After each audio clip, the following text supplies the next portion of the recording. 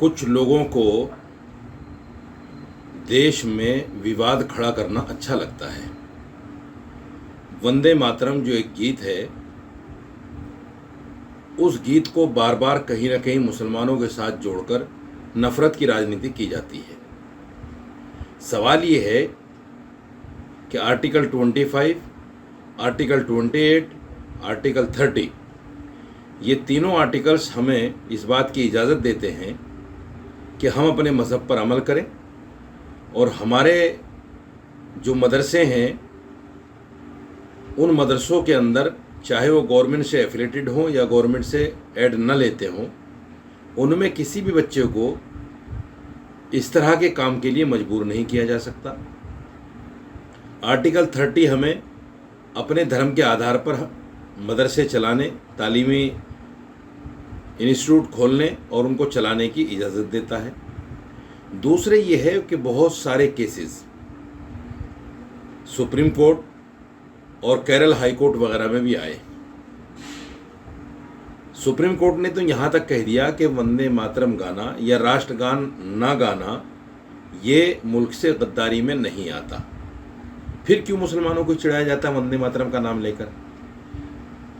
दूसरे ये है कि मुसलमान चूंकि एक अल्लाह की इबादत करता है, एक अल्लाह के सिवा किसी के सामने सर को नहीं झुकाता, तो आप बार बार क्यों मजबूर करते हैं कि हम इस मिट्टी को माँ कहें? क्यों कहें हम माँ? इस गीत के अंदर कुछ शब्द ऐसे हैं, मैं आपको बता देता हूँ। इस नज़म में एक शेर है, तू ही दुर्गा दश पर हरण, तू ही कमला वंदे मातरम। यानी दुर्गा कहा गया है इस मिट्टी को। और जिसने भी ये गीत लिखा है, बंकिम चटर्जी ने, उन्होंने भी बाकायदा मुल्क के अंदर एक तस्वीर को बनाया गया और उसकी पूजा के लिए उन्होंने अपने मन में एक बात रखी और उसी को अपने गीत के अंदर दर्शाया। इसलिए हम अल्लाह के अलावा सर नहीं झुका सकते। ये सर कट सकता है लेकिन झुकेगा नहीं अल्लाह के अलावा किसी के भी सामने। हम मिट्टी को माँ नहीं मानते, हम मुल्क को माँ नहीं मानते। हमारे बिरादरान वतन गाय को माता मानते हैं, जमुना को माता मानते हैं, गंगा को माता मानते हैं, पेड़ों को माता मानते हैं, मुल्क की मिट्टी को माता मानते हैं। भाई ये आपकी आस्था है, उस आस्था को हमारे ऊपर मत थोपिए। यही संविधान भी कहता है। जैसे राजस्थान के एक मंत्री ने बेतुका बयान दिया कि साहब तमाम मदरसों में इसको अनिवार्य किया जाएगा। क्यों किया जाएगा भाई? ये गलत है, संविधान के खिलाफ है, सुप्रीम कोर्ट के फैसले के खिलाफ है।